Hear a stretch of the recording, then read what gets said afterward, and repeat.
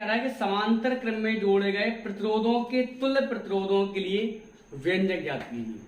अच्छा टॉपिक। होता क्या है कि यहां पर आप क्या करते हैं, हमने 3 प्रतिरोध लिए, 3 से बात करेंगे हमने 3 प्रतिरोध लिए। कितने लिए हमने 3 प्रतिरोध लिए और तीनों को हमने किसी एक सिरे पर हमने जोड़ दिया, यानी कि तीनों प्रतिरोधों के पहले सिरे को एक सिरे पर और दूसरे को एक सिरे पर जोड़ दिया।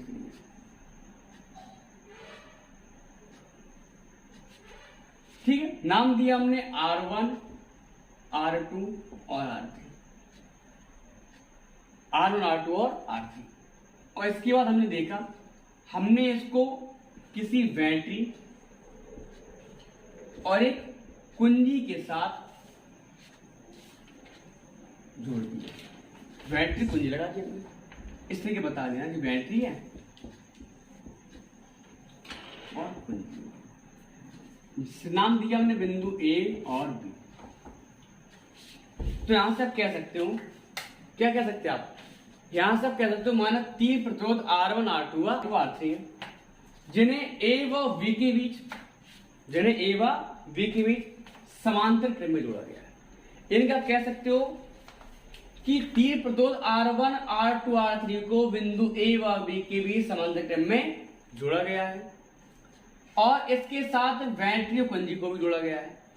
तो यहां से बात की जाए तो यानी कि A और B की बात। अब सुने यहां से, जैसे यहां से धारा आई गई, लेकिन बिंदु A पर रास्ते कितने हो गए, 1, 2 और 3 रास्ते हो गए। और हम जानते हैं कि यदि रास्ते समान हो तो धारा समान होती है और रास्ते अलग अलग तो धारा भिन्न भिन्न। अगर रास्ते समान, धारा समान तो क्रम होता है श्रेणी क्रम, और यदि रास्ते अलग अलग है तो धारा अलग अलग, क्रम कौन सा हो जाएगा, समांतर क्रम। तो यानी कि यहां से धारा जो आई थी वो धारा बढ़ गई अब I1, I2 और I3, और पुनः यहां से क्या मिल जाएगी हमें, I मिल जाएगा। इस तरीके से तो आप लोग भाषा लिख के बना लेना, वैसे स्क्रीन बात चुकी होगी। देखो क्या है कि संयोजन में सभी प्रतिरोधों के एक सिरे को बिंदु A से बाद दूसरे को सिरे से जोड़ देते हैं। माना कि 3 प्रतिरोध R1, R2, R3 हैं, जिन्हें A व B के समान क्रम में जोड़ा गया है। इन प्रतिरोधों के साथ एक बैटरी कुंजी को भी जोड़ा गया है। बैटरी से I धारा प्राप्त करने पर यह क्रमशः तीनों प्रतिरोधों में I1, I2, I3 में बढ़ जाती है, लेकिन इनके लिए विभवांतर समान होगा। बिंदु समान है तो विभवांतर समान होता है। अब हम आपसे आगे बात करेंगे। तो यानी कि यहां पर आपका विभवांतर कैसा है, विभवांतर तो आपका इन तीनों के लिए कैसा है, समान है। विभवांतर कैसा आपका इन तीनों के लिए समान रहेगा। अब तो निगमन करते हैं। इसका निगमन बहुत इंपॉर्टेंट है, भाषा क्लियर हो चुकी होगी, सही आ रहा है एकदम। तो देखो यहां से, तो ओम के नियम, तो यहां से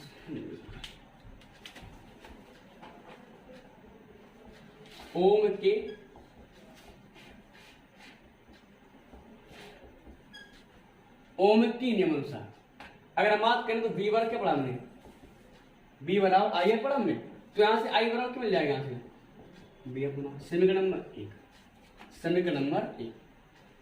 तो यानी कि हमारे यहां पर तुल्य धारा निकली I बराबर B अपना।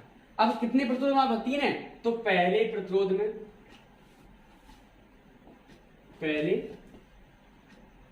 में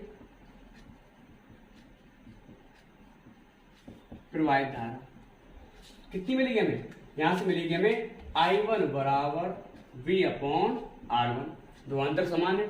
इसी प्रकार निकालने कितनी मिली हमें, दूसरे प्रतिरोध में प्रवाहित धारा I2 बराबर V अपॉन R2। इसी प्रकार से तीसरे प्रतिरोध में प्रवाहित धारा I3 बराबर V अपॉन R। इस तरीके से हमने तीनों प्रतिरोध में धारा को निकाल लिया। अब इस परपथ में जो तुल्य, यानी इस परपथ में जो धारा होगी, कुल धारा, अब मान लिया जाए जैसे यहां पर धारा आपकी 12 एम्पियर है, माना हमने बैटरी 12 एम्पियर की धारा प्रवाहित कर रहा है, लेकिन इस बिंदु ए पे धारा फट गई, तो माना जाए कि धारा ऊपर वाले में 2 एम्पियर चली गई, बीच वाले में 4 चली गई और नीचे वाले में 6, तो 2 4 6 6 12। ऐसा नहीं है कि समान रूप से जाए। हाँ, अगर प्रतिरोध तीनों समान हो तो मान सकते इस बात को, लेकिन प्रतिरोध तीनों अलग अलग है यहाँ पर, इसलिए तो यानी कि तो कुल धारा I बराबर I1 plus I2 plus I3। तो I इक्वल टू क्या माने पढ़ा हमने, V upon R equal to V upon R1, दूसरा क्यों माना अपन V अपॉन R2 और V upon R3। V upon R equal to यहां से हमने कॉमन निकाला V, तो अंदर मिलेगा 1 upon R1 plus 1 upon R2 plus 1 upon R3। V से भी कैंसिल, तो 1 अपॉन R बराबर 1 upon R1 plus 1 upon R2 plus 1 upon R3। इस तरीके से हमने क्या निकाला जी, R तुल्य, अर्थात इसे बोलेंगे हम तुल्य प्रतिरोध। 1 अपॉन R इक्वल मिला 1 upon R1 plus 1 upon R2 plus 1 upon R3। एक मान लिया जाए कि यदि परिपथ में n प्रतिरोध समांतर क्रम में जुड़े हो, समांतर क्रम में जुड़े हो, तो यहां से क्या मिलेगा, यहां से मिल जाएगा 1 upon R equal to 1 upon R1 plus 1 upon R2 plus 1 upon R3 plus 1 upon R4 dot dot dot dot 1 upon RN। इस तरीके से मिला। तो मुझे लगता नहीं कि कहीं से आपको इस डेरिवेशन में दिक्कत आ गई होगी। पूरा क्लियर है? इसका आप ले लीजिए आप यहां से।